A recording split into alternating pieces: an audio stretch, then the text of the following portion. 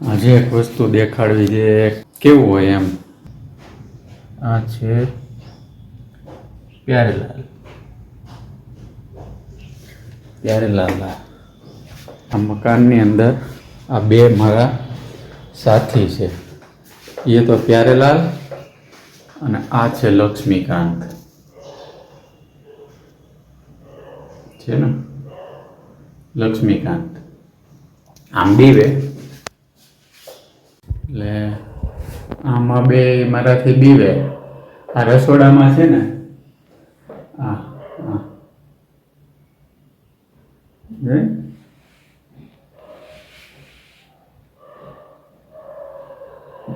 રસોડામાં છે એટલે આનું નામ લક્ષ્મીકાંત. ઘરની લક્ષ્મી રસોડામાં જોઈ ને. આ ઘર નથી, મકાન છે. અને આ ઘરમાં અહીંયા રૂમમાં છે એટલે આનું નામ પ્યારેલાલ હે ને. હા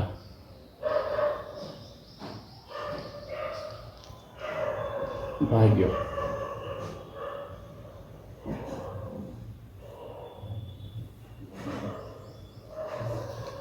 આ બે છે, એક લક્ષ્મીકાંત ને એક પ્યારેલાલ. આ મેન્ટલ સ્ટેટ હોય જ્યારે,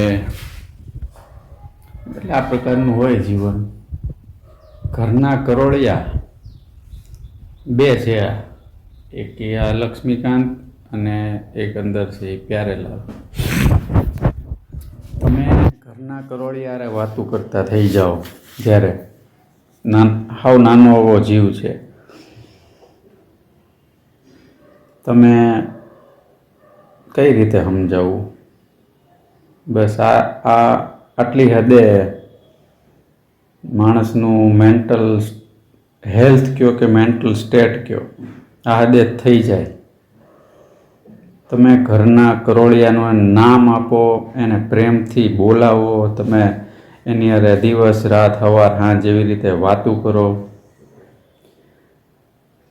નાનકડા એવા જીવ હારે કે જેને સામાન્ય રીતે જો એવું ઘર હોય તો કરોળિયાને કાઢી મૂકીએ, મારી નાખીએ તરત દિવાળીની સાફ સફાઈમાં.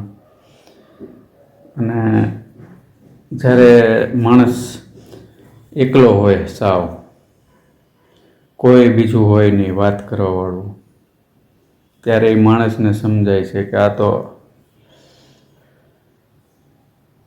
કરોળિયા આપણી હારે છે. ત્યારે એ માણસ કરોળિયાને નામ આપે, કરોળિયાની હારે વાતું કરે, કરોળિયાને જોવે નહીં ને માણસ તો એને બેચેની થવા માંડે. જેમ ઘરનું સભ્ય કોઈ ગાયબ હોય એમ. હવે એકલતા એવી વસ્તુ છે ને કે માણસ કરોળિયાને ન જોવે ને તો એને બેચેની થવા માંડે કે ક્યાં ગયો અમારો લક્ષ્મીકાંત, ક્યાં ગયો આ પ્યારેલાલ, ક્યાં ગયો. આ એકલતા ઘણા એવા હોય. કેમ સમજાવું કે કોઈ એકબીજાની બરોબરી કરવાની વાત નથી. મને દુઃખ કે તમને દુઃખ કે કોને કેટલું દુઃખ, બધાનું હવનું હોય. પણ આ મેન્ટલ સ્ટેટમાં તમે હો તો કદાચ